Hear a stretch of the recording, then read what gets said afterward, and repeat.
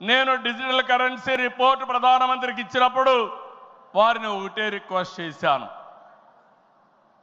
మీరు ఈరోజు 500, 1000 రూపాయలు రద్దు చేస్తున్నారు, ఇంకా 2000 రూపాయలు కొత్తగా తీసుకొచ్చారు.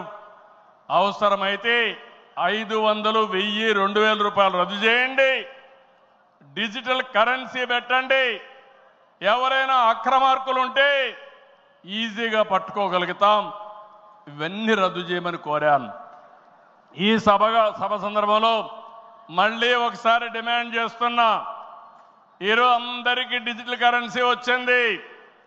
పార్టీకి డొనేషన్ ఇవ్వాలన్నా ఒకప్పుడంతా లిస్ట్ అంతా ఇచ్చి చదివేవాళ్ళం. ఇప్పుడు నేరుగా మీ ఫోన్ ద్వారా పార్టీ అకౌంట్లోకి డబ్బులు చెల్లించే పరిస్థితికి వచ్చారంటే ఈ 500, 1000, 2000 రూపాయల అవసరం లేదు. రాజకీయాల్లో డబ్బులు పంచే అవసరం ఉండకూడదు. ప్రజా సేవే పరమావిధిగా చేసుకుని మనం పనిచేస్తే ప్రజలు మనకు ఓట్లేస్తారని చెప్పి కూడా నేను మీకు తెలియజేస్తున్నా.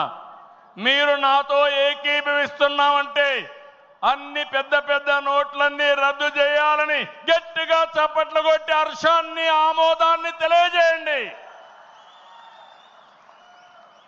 అప్పుడే ఈ దేశంలో పూర్తిగా అవినీతి పోతుంది.